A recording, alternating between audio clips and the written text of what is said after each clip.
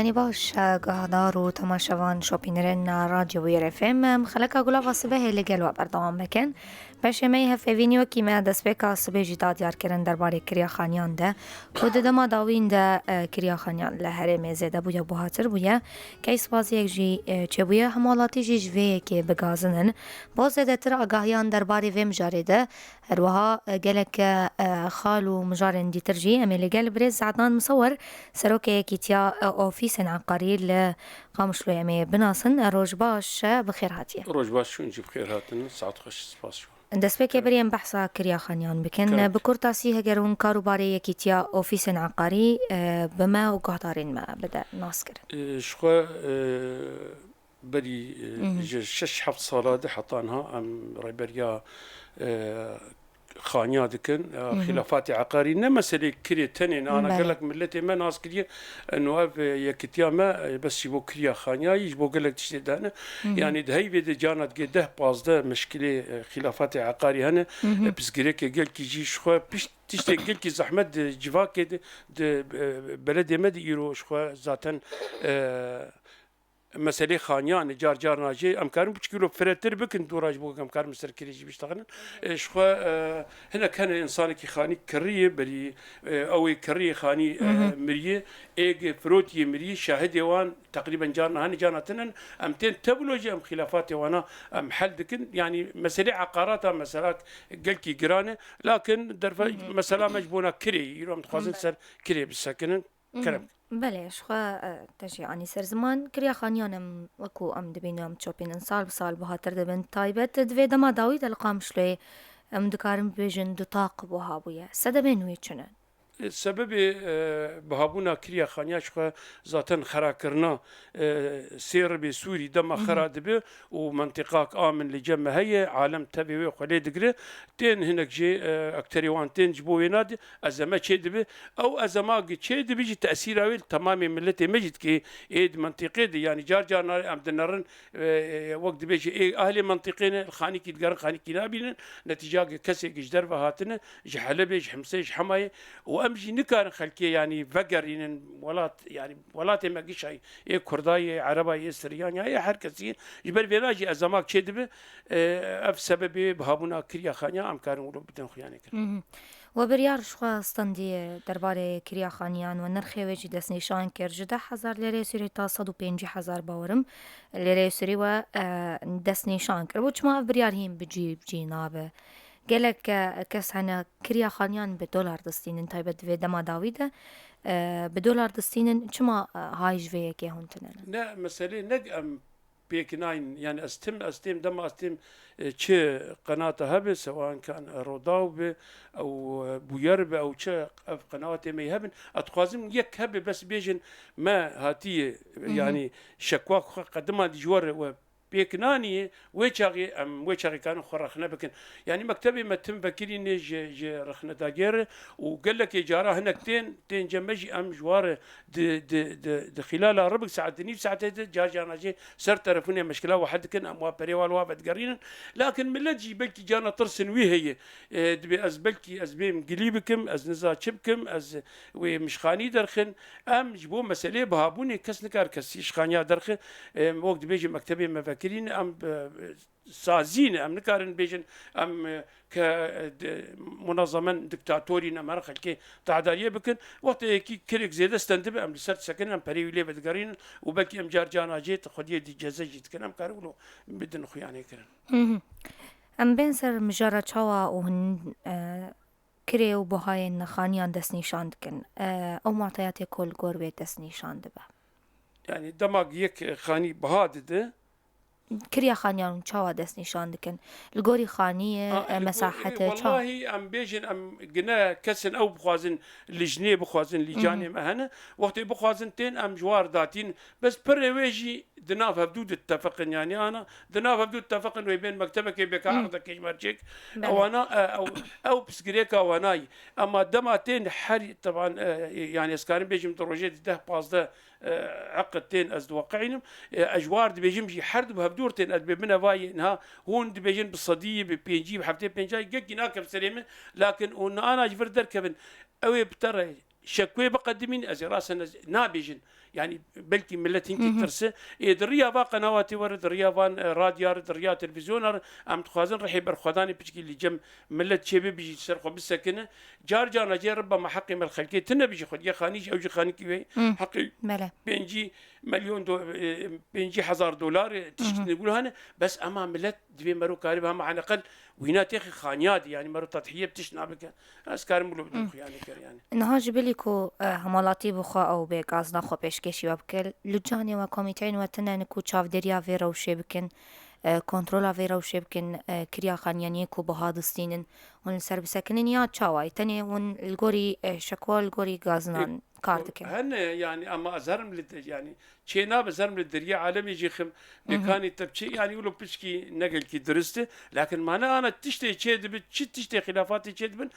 شكوهن مرو درت قدمين بين جمع مكتبه مفكريه غرفه ما تجارات يكتي اصناف الور لجاني مهنه دل لجاني مهنه ام سرت ساكن ام امهر قامش مثلا امهر الدريا خلكي حريه كبي كاتب شقرتي وكاتب شاو قرتي بشكي يقولوا يعني نقل كي درستج مرسف كايجي بشكي نقل كي باش اما في مشاركين شبكن جودابون ده كريا اخانيان حوشي ببيجن عربي ده هي وكوتي قوتن وشقايان ديا وكفتي استند لا والله يعني انا اكثر شيء شوازي فينا بدم خياني كرم بيشكي ديجي بلكي برس اللي جمو هنكي تنا بيجي انا اكثر خانيا وقتين انا روجنا جي 20 عقد تيجي مره واقعين جي بيستاح يجدح بجي خارجي بلدن يعني يكي بيكون يكي صناعه دي يكي تختور يكي مهندسه تين دقرن وبهابونجي وازبهورن بهابون قرتي وجواد برسمجي بناء ما بهفقي سيقرتي بريوي او عقدتين سي عقدتين ملتي مي كمان خارجي يعني وقت بيجي امي بيجن لجم مطار دريدن او تاثير اللي فان ديجتكن او الصناعه دما تيجي سد حزاري دي سدي حزاري دي بيع علمي مجي او جاردي دافي سر قطعه او تختوريا دافي سر معينه او صيدلي دافي سر تشتدي تاثير الملتي متكن يعني شرمج انه ملتي ما وقت بيجي بيخاني بي وكسنج درب نجا مقش سوري او مقش يا كردا عربه سريا يعني تمامي وينايا حركسي جميع محافظتي لكن ملتي ما بيخاني بي يعني هم هرنتك من شادر هذا ويكش حلبي وحمصي هات بيتك بورطا بلد از بينا بشكي شرم دمينم يعني دبي مرو تضحيه بتشنا بك مرو سرلو بسكن ويباش تبحثا بنابراند كر از فيجو ببرسم كري بو كوتش برو بنابراند تيس فكرن قالو هند في الي ضد خبتن استفكرنا وينا ام اف بريارك مستندي صدو بينجي بيجي مداني ام سر وينا بي ام زيدتر نار لكن ملجي وقت ام دبيجن برا نطر سدنجي مهر انه بيجي ما شكوي بقدمين كس نكار وينا درخش خاني وام سر حقي بسكن وام ناهل بشكي ردعك شيبي يعني جار جارناجي تم وقت بيجي مروب بالنرماي هرب آلي خديه خانيا دينك او كسيك هاتي جيرو دما هاتي خاني كي كريت او جي شقي يهبون سيشار خاني يهبون ببرميلات خراكرن بمدفعيات خراكرن او جي انسانك دبي مرو انا استغلال نك مرو تشتانك ربما جار جاناجيك انسان خاني كي وينا هي شخوش خور بلكي استفاده جتك خو بشكي وقت بيجي خو بيت عايشين بس انك كان سيشار خاني وان تجارته بيتكن دبي مرو سرواجي بسكن وتم وكم دبيجن مكتبه ما فكريه ام لسروات سكن ام كارن الكاريه باربكن شكوي وانا بيك بين ام لو كارن بتوخ يعني بحثا كرينو فروتنا شقين راخستي ونراخستي بكن شاوا أسعار نوان تدس نشان كرن بهاي وان إيه راخستي أو ما نخستنا أسعارات ده أو جي أم هنك يعني زيادة أم ناهل يعني وقت بيجي أو تين جارنا جي 400,000 500,000 باعتبار برادة تدي غسالة تدي تلفزيون تدي قطعة بدر بحقي وينان زا شقي سي أم وينا بشكي أم هنك بعين الاعتبار أما طبقة وسط ملتي فقير إيه هجري أو أنا ناين أصلا خن يعني جارنا تين هنا جمعت برسنت بيم تخازن تكم خانيكي وقت بيجي مفروش بيجن العربي ام بيجن بدل ترولو او بريد زياده بده خانك شغل بقر هرچند اسفنجا وتشكي يعني خلال دمها سيما هذا نريت بو خد قال لك تشت قال لك جاراجي هنا بفيتش كامت كنجي ام شيرات الوات كن جبر فينا جا ما هيك اوروبا هات ما هيك دما الفيدا بهرش خانك كري بك مفروش بريوي وانا اولو دغرنا ام بين سر بيجن آواهين نتشكريان شقين على العظم بيجن أو شوا تنفروتن بهاين وان شقاسية كس اوانا يرو السعر وان بري يعني شقاق حقي هنا سي مليون بو يرو بسي هزار دولار تقريبا كما هسن بهابوي كمنتو بهابوي تش بهابوي لكن سوق سكيني اما انا يعني از كارم بيجم دفي مها تشود بلكي يك خاني كاتي فروتن هاتي جمو خانتن تشتتين كرين فروتن جم يعني تنا يعني خاني هنا لكن كسكي بكره تنا بهابو نقلتي بهابو تنا انا وقت بيجي هجمارة أوفيسن عقاري لقام شلويك وكاردكن جريداي وين تشندن أمانة وقت بيجي دراسات كجواشت كان حتى بري دروجة سي رجا ما جابوا دور سي سدو بينجي حبي سي سدو بينجي مكتبي عقاري هنا أم جاردي أم هنا دقرنا تمام بكن الرقم أم نجي نداوي أم وقت بيجي أو تشاوا كاريوان تشاوا كاريوان دشوبينن كاروان جار جانا بجيبينا جانا جيجي تلفون هي شقا ذاتن وتين دفتر انا دفتري ابي عقودي نهدر كتن تمشي جمن حرد ما يكتي جنب دفتر كي جدبي تشن تعليمات نهبن امدن وانا ورقمي تلفوني ملسر وانا شي دبت كري بفروتن به تملي ما بعد قرن وقت مرجعي كي امشي امقش علي هبدود كان وقت بيجي جبونا جانا جي عقدك تي جمد وقال لي نرم كي ماسك هي رقم يسر التلفون يسر راسا بيرد شغل مد بفاي كي ماسك فرد هي جبو ام سفك بكن سر ناحيه جي سر كوميني خو سر اسايشا سر كسيم كار الموضوع باشه در حقیقت سنکو هن یان در حقیقت سنکو تجاوزات عن زده قافيان دكن ونچ در حق واندستين وقود جزا هنا او جزا چنه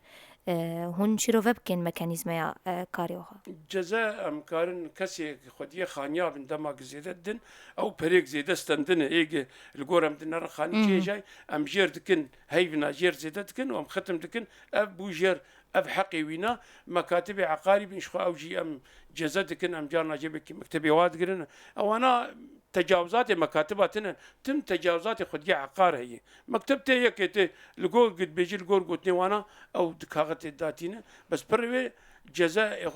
غير خديه خانيا جزاء بن هنكي سرويت سكن قال لك اما بحثا قليو غازنان بكن هون چاوا وردگرن دوی سردان او ببن یان دریا تليفون رتی کلیه بار بکن همالاتی اگر نمره جی هبن هون نجمار دست نشان بکن بو کسین کول ما گهدار دکن ما تماشا دکن دماغ بين قليو غازنا بكن قليو غازن سر تلفونا به ام وان استقبال دكن بين مكتبي وقت بيجي تلفونا ما 436 حفصد و 26 436 حفصد و 26 خلو يجي اسكارن بدم نزار أرض باشا 436 حفصد و 26 يكتيامي مكاتب عقاري لزرية حسكي قبلي غازيا سياحي تشكسيتي وقت ما واستقبال نكرن ومن سر حقي وانا سكن حقي وبيكناني ويشاغي ام كارن جاركي ون مرخنا بكن دكويد دبره ون مرخنا بكن ام حاضر ام فيم جاري جي نقاش بكن ناكوكي وبرسجريكين كودنا برا همالاتي واوفيسين عقاري دا تشيدبن او ناكوكي چاواتين چارة سركرن هون السرفيم جاري دسكنن اگر او بيجي ناكوكي وبرسجريك مازن تربو تينا فاقو هستن بوداد كهيان چاوائل جموتي چارة سركرن ناكي جاويدر دما خلافك تشيدبي اولويتين جمع اتحاد مكاتب عقاريه الواقو هدار دكم انه اف تشتي بير تشيبويه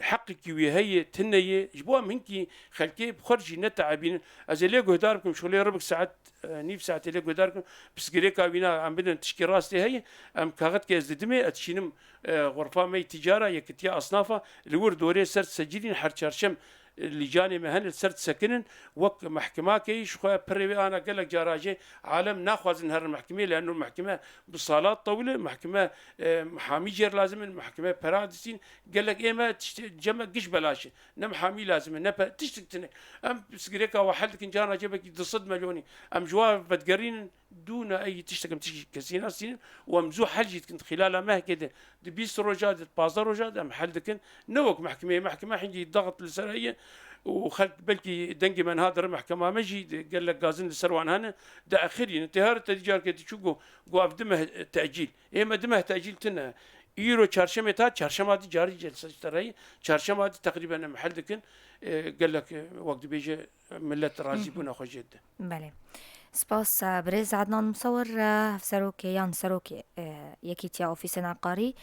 kêfxweş bûn bi vê hevpeyvînê eger gotinek dawîl cem û hebin nameya we hûn çi dibêjin? Ez spasiya we dikim û spasiya taqîmê we tevlî dikim ku ev derfet we dayîme em ji milletê xwe dibêjin mekatibê me vekirînê bera netim hema yanî tirs beraw tirsaya hilînin bên ceme em karin heqê wana yanî piştî heger eqid danîn jî bên dûra ceme em karin heqê wan wa vegerîn kî bi bera kî bi ji bo pişkî bibe redek çê bibe ji bo van evê xelkê istiqlal dikin evê dolara distînin em karibin wilo ji xelkê bidin xuyanê kirin ama em her li mala bigerin